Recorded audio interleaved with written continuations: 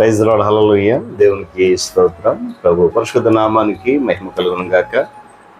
క్రీస్తునందు ప్రియులారా, దేవుడు తన మహాకృపను బట్టి మరొక నూతన ఉదయకాలం వేకువన లేచిన నామాన్ని స్తుతించగలిగే చక్కటి శ్రేష్టమైన అవకాశం మనందరికీ అనుగ్రహించారు. అందును బట్టి దేవుని పరిశుద్ధ గణనామానికి మహిమ కలుగును గాక.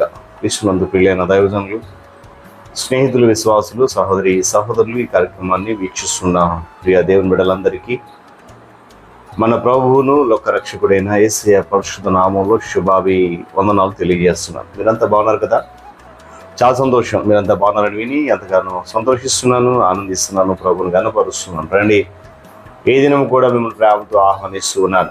అనుదిన అభివృద్ధి ఉదయకాలపు ధ్యానాలు అనేటువంటి ఈ ఆధ్యాత్మిక కార్యక్రమంలో నాతో పాటు పాలిభాగస్తులై ప్రభువును స్తుతించి వాక్యాన్ని ధ్యానించి దైవాశీర్వాదాలు పొందండి. మీ దగ్గర బైబిల్స్ ఉన్నాయి కదా, తెరచి చూడండి. లేని పక్షం చదివే మాట వినండి, గ్రహించి వాక్య దినాలు పాలిభాగస్తులు కమ్మని మనవి చేస్తూ నేటి దిన ధ్యాన వాక్యంగా యాకోబు రాసిన పత్రిక 4వ అధ్యాయము 6వ వచనంలో నుండి ఒక మాటను చదువుతూ ఉన్నాను.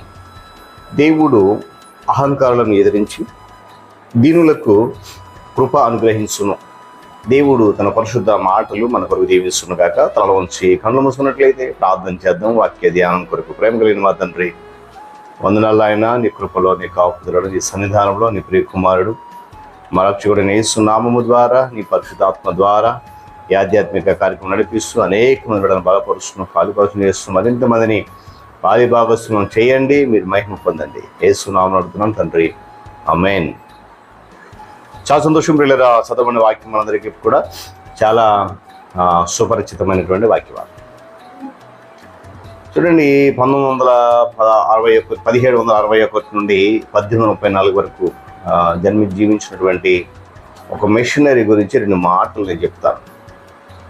భారతదేశానికి మిషనరీగా వచ్చి భారతదేశపు అనేక భాషల్లోనికి బైబుల్ తర్జుమా చేసిన వ్యక్తి విలియం కేరీ గారు. ఆయన కలకత్తా నగరంలో ఉన్నటువంటి విద్యావంతులు మరియు ఉన్నత అధికారులు మంచి ఆయన అధిక గౌరవాన్ని సంపాదించుకున్నాడు. ఆ విధంగా ఆయన చాలా పలుకుబడి గలవాడు కూడా. కేరీ గారు ఒకనాడు గవర్నర్ జనరల్ మీటింగ్ పిలిచారట. జనరల్ ఆఫ్ ఇండియా వారి భోజనానికి ఆహ్వానించబడ్డాడు. వెళ్ళినప్పుడు అక్కడ వచ్చినటువంటి గెస్టుల అతిథులు ఒకరు కేరీ గారిని గురించి ప్రస్తావిస్తూ, ఈ కేరీ జోళ్ళు తయారు చేసేవాడు అని అన్నాడు. వెంటనే ఆ మాట కేరీ గారు అంటే వెనక్కి తిరిగి అంటే, అయ్యా, నేను జోళ్ళు తయారు చేయనండి, కేవలం వాటిని చెప్పులు కొడతానని అని చెప్పాడు. సుమారుగా సమాజంలో మనం చూసినప్పుడు ప్రతి ఒక్కరు కూడా తాము ఇతరుల కంటే గొప్పవారై ఉండాలని అనుకుంటారు. కొట్టొచ్చినట్లుగా హొందాతనాన్ని కోరుకుంటూ ఉంటారు. నాయకత్వంలో అధిక ప్రాధాన్యతను కోరుకుంటూ ఉంటారు. సాంఘిక స్థాయిలో అధిక గౌరవాన్ని కోరుకుంటూ ఉంటారు. ఇలా యేసుక్రీస్తు ప్రభువు వారి శిష్యులు కూడా ఈ పరిస్థితులకు అతీతులు కాలేదండి. ఇప్పుడు వారిలో ఇలా వాదించుకున్నారట, మనలో ఎవడు గొప్ప. ప్రభు విన్నాడు ఆ మాట. ఏమన్నా తెలుసా, మీలో గొప్పవాడు చిన్నవాని వలె ఉండాలి, అధిపతి పరిచారకుని వలె ఉండాలని చెప్పి అన్నాడైనా. మనుష్య కుమారుడు పరిచారం చేయడానికి కానీ పరిచారం చేయించుకోవడానికి రాలేదన్నాడు. దేవుని స్తోత్రం కలుగును గాక. హల్లెలూయా. గొప్పవాడుగా, అధికారిగా, హోందాతనంగా ఉండాలంటే ఉండవచ్చు, కానీ దానికి తగినటువంటి లక్షణాలు అనేవి బైబిల్లో స్పష్టంగా ఉన్నాయి. దాన్ని గమనించాలి. దేవుని స్తోత్రం చెప్పండి గట్టిగా. హల్లెలూయా. కాబట్టి ఉదయకాలం గమనించండి పిల్లరా. అంటే ఆయన శరీరము ఆయన దీనత్వానికి ఏమండి, ఎందుకంటే ఆయన పరలోకము నుండి భూమికి దిగి వచ్చినటువంటి ఒక భవనాన్ని కట్టడానికి బదులుగా ఒక పక్షుల తొట్టిని ఎంపిక చేసుకున్నాడు. ఆయన అంతవరకు తగ్గించుకుంటూ, ఎంతవరకు అంటే మరణం పొందినంతగా, అనగా శిలువ మరణం పొందినంతగా కూడా తగ్గించుకున్నాడు ఆయన. ఈరోజు వినయమైన మనస్సు గలవారై ఒకరినొకరు అనురాగం కలవారై గంట విషయంలో ఒకరినొకరు హెచ్చించుకోండి అని చెప్పి మీరు ఒక వాక్యం మనం హెచ్చరించబడ్డారు. వీళ్ళు గమనించండి, ఏ పనిని కూడా మీ గౌరవానికి తక్కువగా ఎంచకూడదు. యేసుక్రీస్తు ప్రభువు వారు తన శిష్యుల పాదాలు కడిగి తొడవలేదంటారా? సర్వశక్తిమంతుడు, రక్షకుడు ఆయన కూడా తను తగ్గించుకొని ఆయన ఆ పనిని చేయాలని బాధ్యత కలిగి ముందుకు వెళ్ళారు. దేవుని స్తోత్రం చెప్పండి. ప్రజలు తమ విద్య, పలుకుబడి, తమ రూపము, ఎత్తు, సంఘము, కులము అవన్నీ మరి ఇలాంటి అనేక వాటి చేత బట్టి గర్విస్తూ ఉంటారు. అయితే వాక్యం ఏం చెప్పింది తెలుసా? మనుషులలో ఘనముగా ఎంచబడినది దేవుని దృష్టికి అసహ్యం. వీటిలో ఏది మరణించినా వారి వెనక వెళ్ళవు. ఈ లోక వైభవం అంతా కూడా చెత్తతో సమానం. ఏమంటే ఈ సత్యాన్ని నేను పౌలన్నాడు, వయసు నిమిత్తం నేను సమస్తం నష్టముగా ఎంచుకున్న వాటి పెంటతో సమానంగా తెలుసుగా చెప్పండి ఎంచుకున్నానండి. గమనించిన ఉదయకాల సమయంలో కొందరు భావించింది ఏంటంటే పాప భీతి గల జీవితము తమ సామర్థ్యాన్ని బట్టి సాధించినటువంటి గొప్పతనం ఎంచుకుంటారు. పరిస్థితి తన భక్తిని తానే పోగొట్టుకున్నాడు.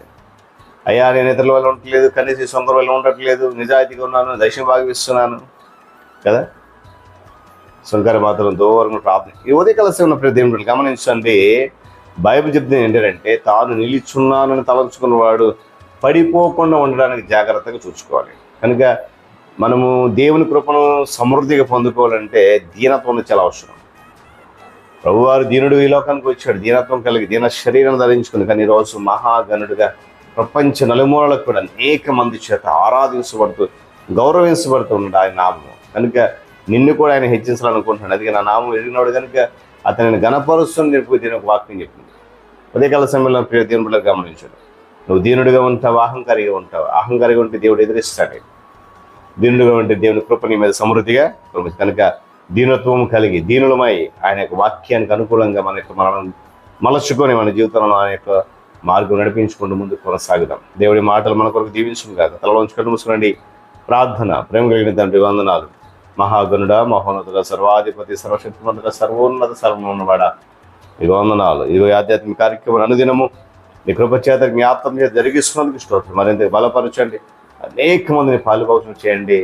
ఆత్మతో నింపండి. ఆధ్యాత్మిక జీవితాన్ని బలపరచండి. ఈ కార్యక్రమాన్ని మీ ఘనత కొరకు, మీ నామ మహిమ కొరకు ఏర్పాటు చేసి నడిపిస్తున్న స్తోత్రాలు చెల్లిస్తూ యేసయ్య నామములో ప్రార్థన అడుగుతున్నాను తండ్రి. ఆమేన్. ప్రియక దేవుని దీవెన, ఆయన సన్నిధి కాపుదల సదాకాలము మనందరికీ తోడేడు నడిపించును గాక. ఆమేన్.